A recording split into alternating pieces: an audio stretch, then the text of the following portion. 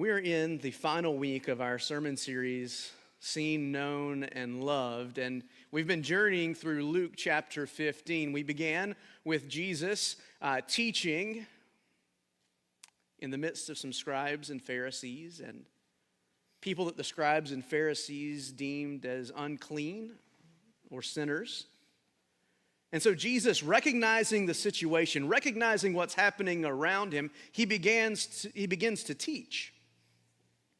He tells a parable about a lost sheep and a shepherd who leaves the 99 to go and rescue the one. Doesn't make sense, but our Savior, our God, has vision to see those who are far from the fold and has compassion to go and get them. Then we hear the story of a lost coin and a woman whose coin was lost, but she searched desperately throughout the house until she found that one coin, and she threw a party to celebrate because what was lost has now been found. Demonstrating once more the heart of God that knows, not only sees our circumstances, but knows us and knows when we're far away or lost. And then we turn to this final parable in Luke chapter 15, the parable of the prodigal son. It's a parable you've probably already heard, I would imagine. Most people hear it in culture. We talk about prodigal sons and wayward children all the time. But this parable is not just about one lost son. It's about two lost sons. Two sons who were lost in very different ways. And so I want to ask you this morning, have you ever felt or ever been so lost that you didn't know if you'd ever find your way home again? Maybe it was in the woods, certainly. I've been in the woods to the point where I felt like I might not ever find my way out again. But maybe it was on a windy country road where the GPS is just spinning in circles and you know you've seen that pig trail before, right? Maybe it was more personal than that, though. Maybe you were lost in a job that paid the bills, but it starved your soul. Maybe you were in a relationship where you felt lost, and that lost felt more like a maze than a refuge. Maybe you were lost in a pattern of choices, a secret habit, a numbing grief. And you looked around one day and thought, how in the world did I end up here? This isn't me. This isn't where I'm supposed to be. That feeling of being profoundly and hopelessly lost, that's the story that Jesus tells in Luke 15. Again, it's a story in three parts: a lost sheep, a lost coin, and finally a story of two lost sons. And we focus on the younger son all too often. And you know the story. He goes to his father and he asks for his inheritance. An act that in that culture was like saying, "Father, I wish you were dead." This younger son, he liquidates his future. He turns his back on his family and he goes chasing what he thinks is life and what he thinks is freedom. He trades his sonship for sensation and his community for consumption. And where does he end up? In a pigsty. Utterly broke, spiritually famished, and so desperate. This young Jewish boy, so desperate that he's willing to eat the slop that they're feeding to the pigs. Animals that were unclean for him to even be around. This younger son, he hits rock bottom, and in that moment, the text says he came to himself. He came to his senses. He has this moment of awakening, and he decides to go home, not as a son. He's made this decision. I can't go home. I can't go back as a son, but as a hired hand. And he gets this speech that he begins to rehearse. It's a speech of shame that he begins to memorize and repeat to himself over and over. But the story pivots, and it pivots in a big way. while this young man was still a long way off, his father saw him. His father saw him, and he was filled with compassion. And the father runs. I don't know if that's a big enough font. We could make that bigger. I should have made that bigger. The father runs to this younger son. In that culture, for the elder patriarch to run, to hike up his robes and expose his legs, that's scandalous. It was undignified. But the father, he's not concerned with dignity. He's consumed by his delight. He doesn't stand on the porch with his arms folded, ready to recite his lecture to that boy of his. No, this father runs. He runs to close the distance. And when he gets to his son, the scripture says that he hugs him, but he probably tackled him, right? He wraps him up and begins to kiss him before the boy can even get his apology out. Friends, this is not just a nice story. Jesus is telling us that this is what God is like. This story isn't so much about the son as it is about the father. The story is about a love that knows you completely, knows the pigsty, knows the rebellion, knows the shame that you've been living in, and welcomes you anyway. This parable is about being known by God. And the embrace, friends, the embrace is everything.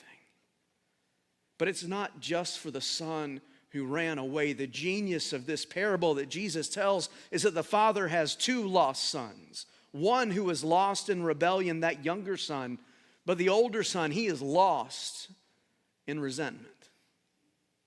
Jesus paints this beautiful, heartbreaking picture of a father who runs to meet the younger son and later pleads with the elder son to come and join the celebration.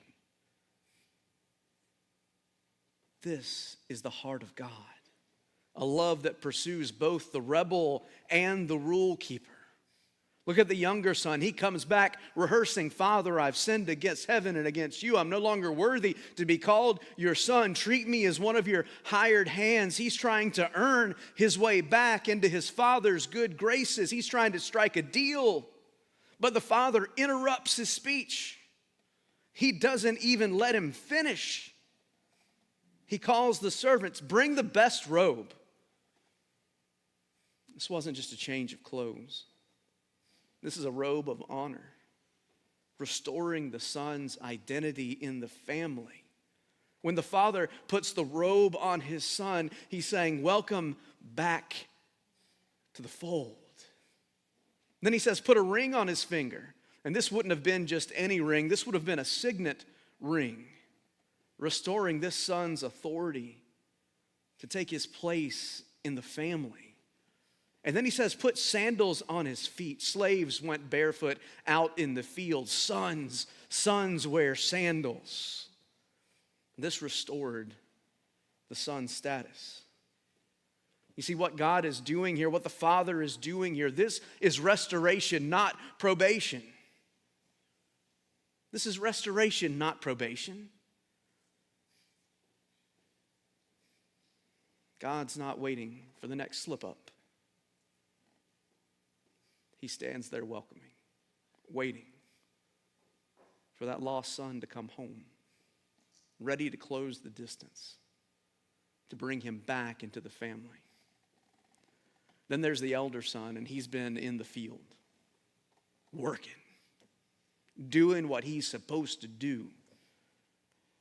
He's physically at home, but his heart is just as far away as his brothers. He hears the music and the celebration down at the house, and he refuses to go in. His words to his father, they drip with bitterness. "Look, all these years," he says, "all these years, I've been slaving for you. And you never gave me a young goat. You didn't care about me. This older son sees himself as a slave, not as a son. He's been keeping score, keeping record. He's just as lost as his younger brother, but he's lost in his own resentment and self-righteousness. And what does the father do? The father leaves the party. He leaves the celebration. He leaves the crowd and the music and the noise to plead with his older son. My son, he says, you're always with me in everything that I have. Everything that I have is yours. The father runs to meet the one who squandered everything, and he also steps outside to invite the one who stayed home but lost his joy, lost his identity, lost his belovedness. Henri Nouwen puts it this way, friends, your belovedness is not earned. It is your deepest reality. That is the gospel. God doesn't wait for us to clean up, to straighten up, or to shape up. God meets us right where we are, covered in the dust of a far country or the dust from the field, and he wraps us in his mercy. He calls us beloved. Both sons are welcomed into his father's presence. How different is this than the world we live in every day? Our culture shames and it cancels and it excludes. It keeps a ledger of every one of our wrongs, but the Father in Jesus' story runs toward the one everyone else would avoid and pleads with the one that everyone else would praise. Don't miss this, friends. He runs to the one that everyone else would avoid, and he pleads with the one everyone else would praise. When we're known by God, we discover that being fully known, it doesn't lead to rejection. It leads to real restoration. And God's knowledge of us, as Stephanie told us last week, it's not surveillance, it's love in motion. You see, the Father's embrace, it isn't the end of the story, it's the beginning of a new life. It's the invitation to a new identity. Both sons were living from a false self, with a false identity. The younger son thought, I am what I did. I'm a failure. I'm only worth what I have. And what I have is nothing. I've lost it all. I've bankrupted myself. I've ruined my father's name. I shouldn't be a son. I should just be a slave. The elder son, he thought, I am what I do. I am what I do. I'm a hard worker. I'm only what I can earn. Let me show you my trophies. Look how productive I can be. My sense of self and my sense of value is only expressed in what I can do. The Father's embrace says to both of them, you're not what you did, and you're not what you do. You are who you are, my beloved child. You are who you are, my beloved child. Whether you've wandered far away or you've stayed here at home filled with resentments for God's mercy and grace, you are God's beloved child. And the invitation is not so much to come in from your wayward ways as it is to embrace who you actually are. This isn't about making you a nicer person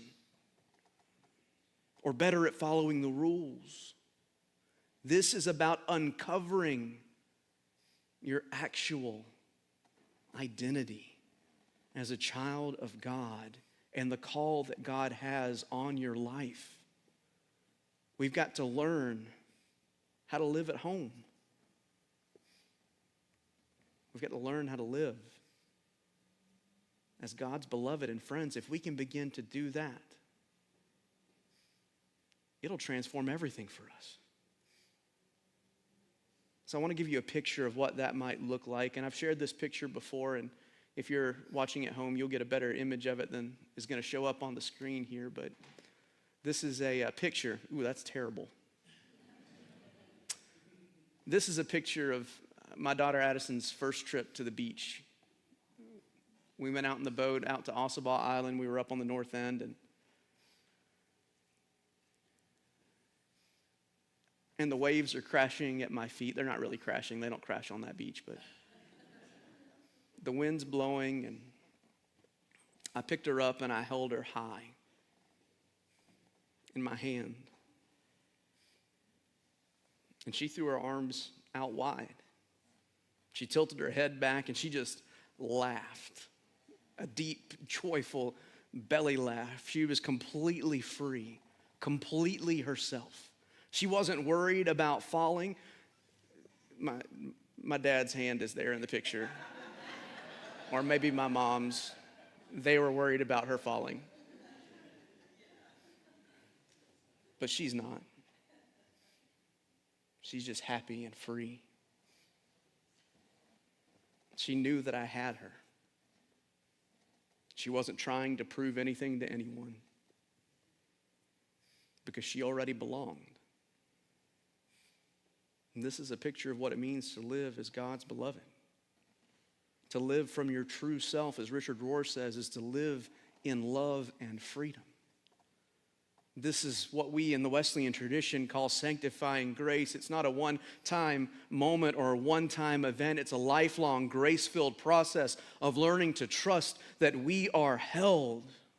It's God's Spirit teaching us day by day by day by day how to stop rehearsing our old lines of shame. I'm not worthy, or self-righteousness. I've earned this.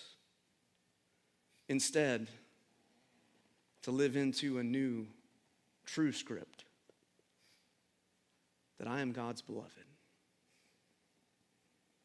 When you know that you're held by God, you don't have to earn your worth. You don't have to hide your flaws. You can finally stop running, and you can finally stop slaving. You can live freely and love boldly like the Father loves us, like the Father loves his sons. But this new identity, friends, it isn't just for us. It's not private comfort. It's public commission.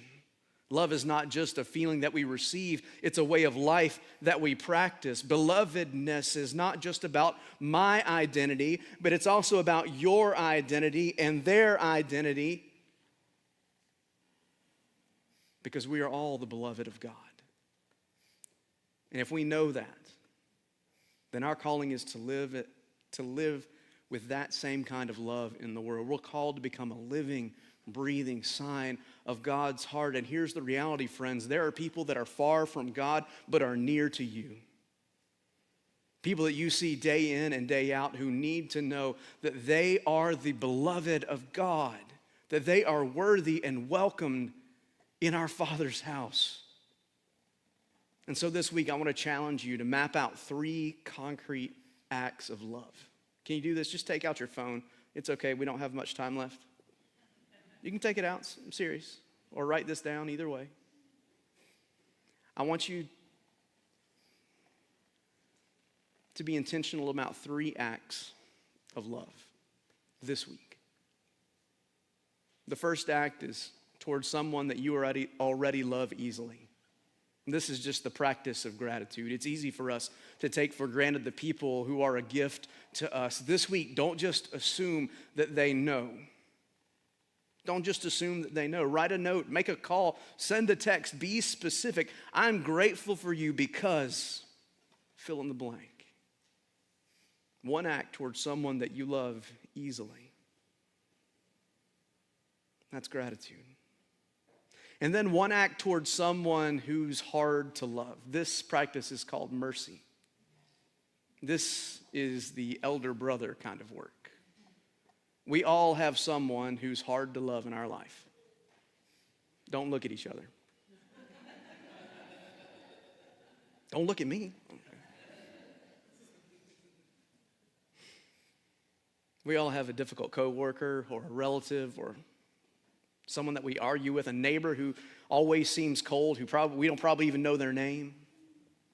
You don't have to solve all of your differences, but you can join the Father outside of the party. You can choose one small act, a prayer for that person, a cup of coffee with that person, a simple choice not to engage in the next argument. That's an act of love.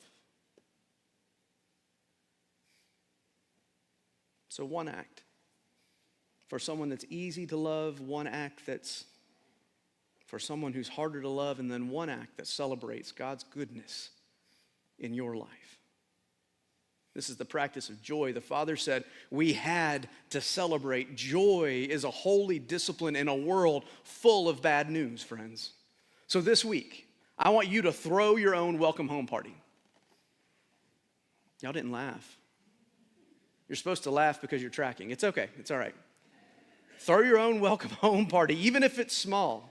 Share a meal with some friends. Put on music that makes you feel alive. Take a walk and just say, thank you, God, for the sky and this beautiful weather, for this day that you've given me, for my breath, for the grace that you've given me. One practice of celebration, one practice of joy.